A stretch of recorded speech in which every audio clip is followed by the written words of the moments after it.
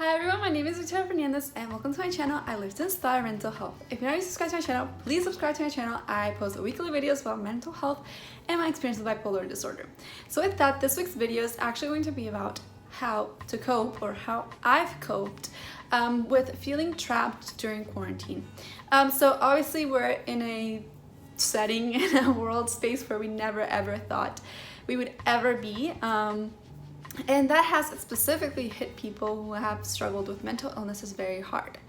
And I think that oftentimes there's also this kind of feeling like, okay, other people have it worse. But when people say that, what I say to them is that yes, but this is something I've said before in other videos. Just because somebody broke a leg and you scratched your leg does not mean that it doesn't hurt to you.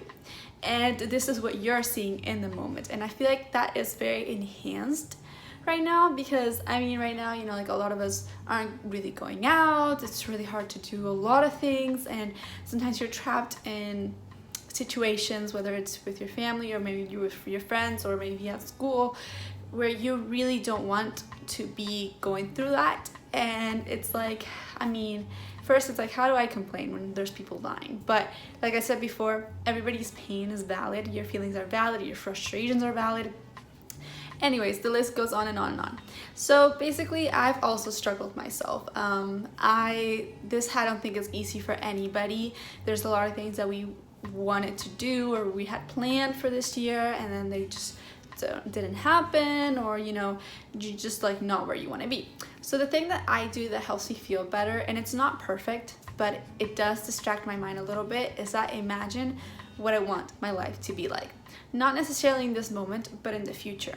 So obviously, like I said, this year's a lot about, we lost this. It's kind of like you feel like you lost a freedom, a part of you, of course, other than the many people who have lost loved ones. And so it's a year where you just feel stuck. So how I don't feel stuck is I think, okay, in a year from now, I'm going to graduate.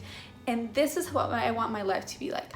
Now, it might be like that, it might not be like that. Life brings you surprises or whatnot.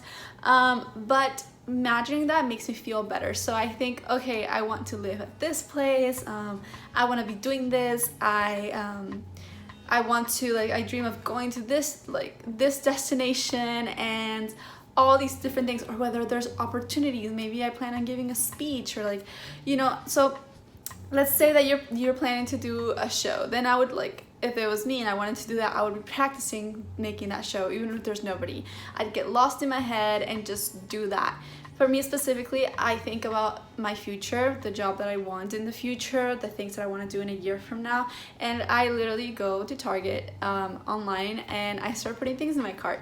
I start adding things from all over the place. I save pictures from trips to Indonesia or Paris, which are places that we can't travel to right now, but it doesn't mean that we won't be able to travel to in the future.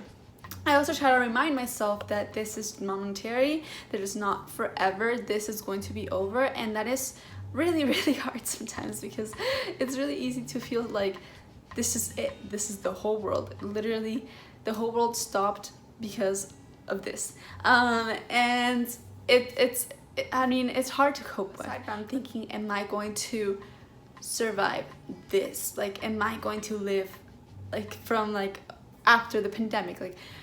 Is that gonna, because sometimes it feels suffocating, right? It feels like, oh my God, I can't do anything, and it's just terrible. But again, what I do is I imagine, and I think the imagination has a great power. It's like when you're dreaming in your sleep, except here you actually have control, unless you're the type of people that can control your dreams, so that's pretty hard.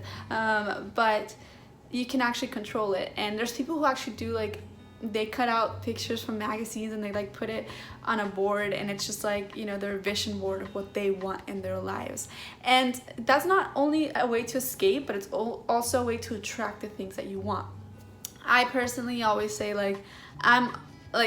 whenever I want something, I say it's already mine, and I say it in a way of because it makes me happy, or it's silly, but then at the same time, by me saying those things, by me looking for those things, I'm attracting those opportunities, because one way or another, I'm putting myself in a situation where I am going to take steps to get for that to happen. So I think that's something that's really worked. Again, I say it's not perfect, but imagine, like, what's your favorite destination? Who do you want to be with? Who do you wish you could hug, like, at this moment? So I recently made a video about my trip to Punta Cana from last year with my boyfriend and his family, and that made me feel better because I was there a year ago, and it reminded me of all the fun memories, and like I put up music to it and I shared it, so that also make me feel better. So it's also about like creating things, you know, like I said, you could create a board with your things that you want in the future. You can make a video about the trips that you've gone or the people you miss, and it'll distract your mind, and just doing those little things eventually will get you through, and then on the other side we'll be eventually, and we'll be like, wow, this someday will be a memory, and that's it. This will be one thing that we're gonna tell our kids or whatever, you know, like, you know how like parents are sometimes like, oh, like when I was your age, I did this or I did that. So we'll be like we were in the middle of a pandemic. So think about the future. Right now, I don't know, sometimes a lot of people are like, don't be, you know, this person that's always in the future. You also have to live in the present, but right now the present's really difficult, so it's totally okay to live in the future. So with that, I hope you liked this video. I really hope that it helps in some way, that it helps make you feel a little better, and if it did, please don't forget to like this video and also share it with somebody who you think should also hear this, and comment what you want me to talk about next. Just comment about this video, and also please subscribe. I also wanted to say that lately I've been seeing in some of my videos people commenting, like, you know, that they're struggling, and then somebody else commenting on that, and that makes me super duper proud, and I'm so happy to be creating some type of community where we can all help each other and give advice and stuff like that. And also we hit 500 subscribers not too long ago, so thank you everybody for subscribing, and always remember that there is a light at the end of the tunnel, and a bad day does not mean a bad life.